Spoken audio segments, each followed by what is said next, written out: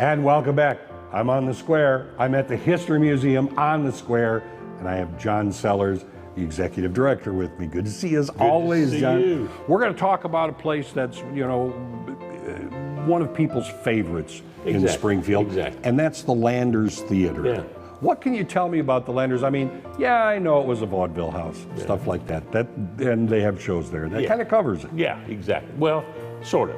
It opened in 1909 in the month of October. I try to bring these things to you in a timely fashion, so they're kind of the same time of year. And it opened with a show called the Golden Girl, which was like a Broadway type show. Okay, not to be confused with Golden Girls. No, they were They were young anyway, then. but it was built by a man named John D. Landers. Landers had always wanted to have a theater here. He had come here to be in the lumber business. Bought up a huge amount of timber south of the city, and sold to the railroad. So timber to the railroad for railroad ties and so on and so on. Right.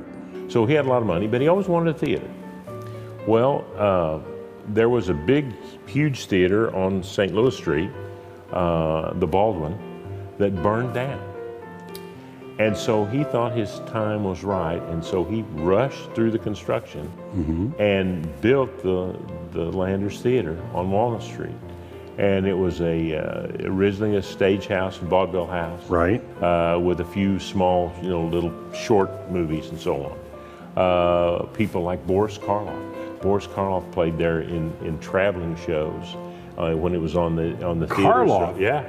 I see. I've heard other names. I've never heard Karloff. When you search back through the cast list of shows that were in there, Boris Karloff was in several shows that traveled through here. He was in a traveling theater company that would come through there and do. But it was mainly theater. And then they got into movies pretty good. Right. And then they became the first movie house in Springfield to have talking films. They had the first sound projectors in Springfield. Oh. And so they were the open house for talking movies. It's an amazing, the building itself is just really amazing. It's beautiful, beautiful. And then as time went on, it became a second run theater. Newsreels and things that had been on in other theaters. Sure. And it became a second run theater, and then finally it just closed. And it was sitting there pretty run down. And then Springfield Little Theater bought it. But Little Theater had been in operation here since the 30s. And they had the opportunity and found some funding and bought the Landers Theater to become their home.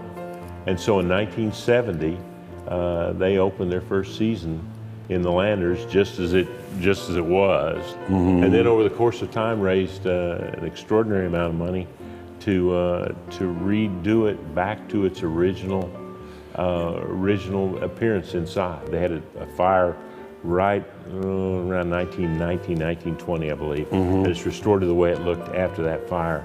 And the company that came in and did the restoration was amazing. They actually stripped paint off the walls, coat after coat after coat of paint off the walls to find the original detail work and stencils and so on, and then replicated all of that stuff. So what we're seeing is probably how it looked when they opened that theater. Exactly. Well, when they opened it after the fire. That is just amazing. It really is amazing. See, it's amazing what you can learn at the History Museum on the Square. You go into the building all the time. Now you know a little more about why it is what it is. John, thanks for doing this. You bet. We'll be right back.